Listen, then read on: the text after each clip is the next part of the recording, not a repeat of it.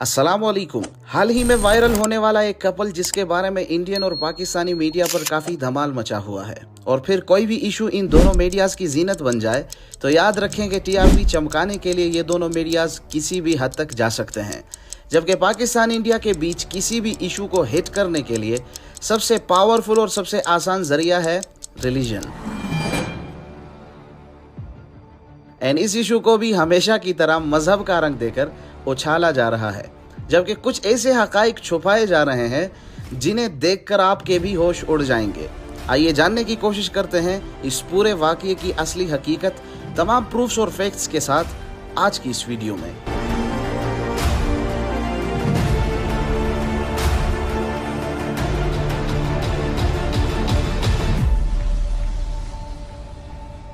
4 जुलाई 2023 को Indian police एक couple को गिरफ्तार करती है, जिसमें एक सीमा हैदर नामी लड़की जो पाकिस्तान से सचिन नामी इंडियन लड़के की मोहब्बत में मुब्तला होकर नेपाल के रास्ते इंडिया पहुंचती है।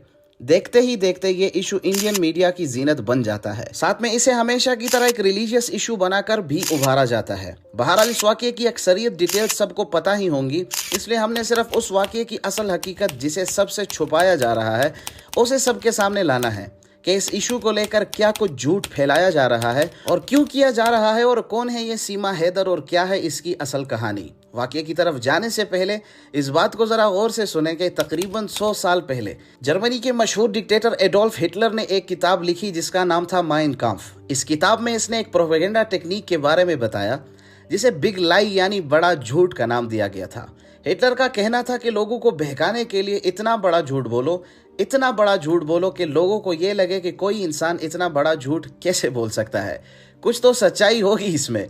और फिर झूठ इतना बड़ा और इतने कॉन्फिडेंस के साथ बोला जाए तो अक्सरियत उसे सच मान ही लेते हैं। दूसरी प्रोपेगेंडा टेक्निक हिटलर के ही एक मिनिस्टर जोसेफ गोबल्स ने ऐड की कि अपने इस बड़े झूठ को बार बार दोहराते रहो और इतना दोहराओ कि लोगों को हर तरफ और हर जगह से सुनाई दे। ऐसा करने से लोग मजीद सच मान लेंगे। फिर साथ में एक तीसरी टेक्निक भी बताई जाती है आधे सच की। अपनी झूठी बात में आधा सच भी ऐड कर दो, क्योंकि बहुत से लोग पहली दोनों टेक्निक्स के बाद भी झूठ को फिर भी झूठ ही समझते हैं, और इस वजह से उन्हें आधा सच भी बताओ और इसी आधे सच की बदौलत इस पूरी झूठ को वो भी सच मानने पर मजबूर हो जाएंगे।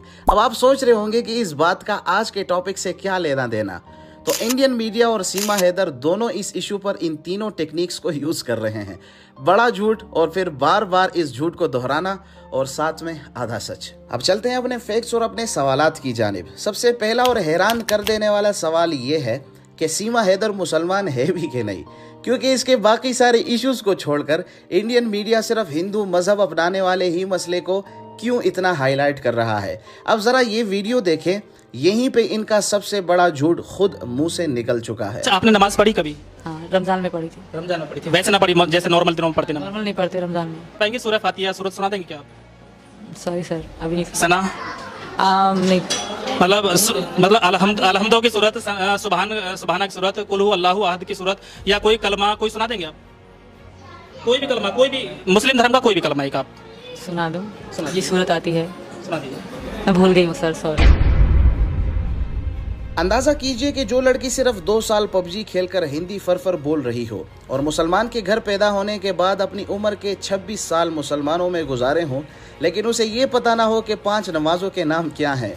2 दिन जेल में रहने के बाद पूजा पाठ के अल्फाज तो सीख गई, मगर 26 साल मुसलमान रहकर एक कलमा या कोई सूरत नहीं आती। मतलब जो चीज़ हमारे इस्लाम में 5-6 साल के बच्चे को भी पता हो और वो उसे 26 साल में नहीं आता, ये चीज़ आप लोगों को अजीब नहीं लगती है? खैर, इस बात को मेरे मुस्लिम व्यूवर्स तो आसानी से समझ चुके होंगे, मगर जो इंडिया में रहने वाले हिंदू मजहब के व्यूवर्स हैं उन्हें समझाने के लिए ऐसा कहूँगा कि आप किसी हिंदू से ये कहो कि मंदिर में जो करते हैं उसे क्या कहा जाता है, या फिर मंदिर में रखी मूर्ति का क्या नाम है, और वो आपको कहे कि मैं भूल गया हूँ या मुझे पता नहीं है, तो क्या आप उसे हिंदू तस्लीम करेंगे या नहीं? इसी तरह इस्लाम मजहब में होते हुए जो उसूल व ज़वाबित एक मुसलमान पर लाजिम होते हैं, इसके लिहाज से देखा जाए तो सीमा हैदर को एक कलमा तक नहीं आता, तो उसे इस्लाम के फ़राइज़ का क्या पता होगा, और जिसे फ़राइज़ मालूम ही नहीं वो मुसलमान कैसी।